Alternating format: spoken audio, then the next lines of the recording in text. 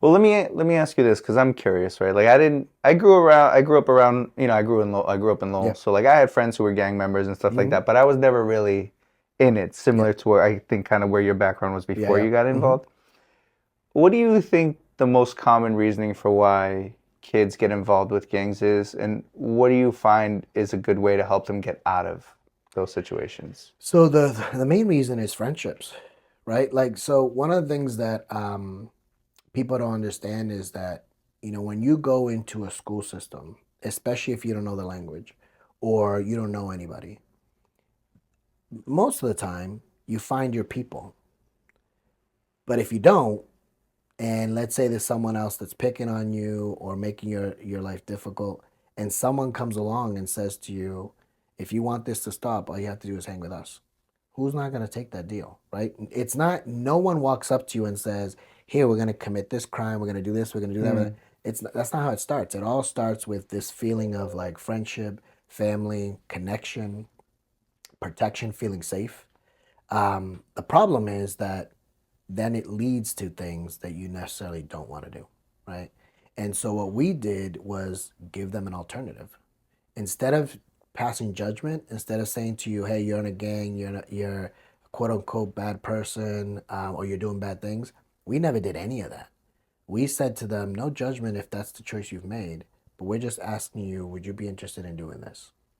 And the more and more our young people were in capoeira, the more and more that they were doing video production, the more and more they were making those relationships in the club, they were spending less and less time with these individuals. What they didn't know is on the back end, we would be talking to what they call OJ, OG leaders and just saying to them, hey, listen, this kid is doing really well. And I have to tell you that 90% of the time, whoever we were talking to wanted to make sure that that kid did not end up where they were. And so they would be helping us to say, let's get them to the training that they need to do. Let's help them. And it wasn't about saying you're gonna get you out. It was more about having them help us transition this person to do something different. And so I think when you look at it that way, nobody was losing anything. Everybody felt like they were participating and helping to try to work something out. Did it always work that way? No, right? There were people that, and that was probably the hardest part of the job, was they didn't see themselves the way out.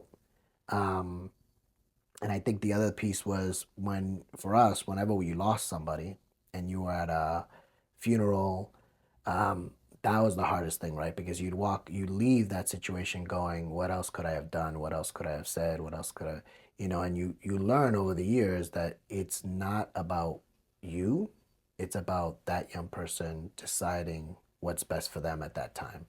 And that's how you had to think of it, right? Like you had to think about how the folks that you could support and take in the right direction, not so much the people that wouldn't want to do it. And one of the things I love about the model is that it finds you where you're at. So if somebody comes into UTech and they're just not ready, that's okay. You can go through the model 2 months from now, a year from now. You have to be mentally in a space where you want to make change. And that was true in high school when I was doing work. It's true now and the work that I'm doing here in Boys and Girls Club. I don't force any young person to do anything they don't want to do. They have to be ready for it.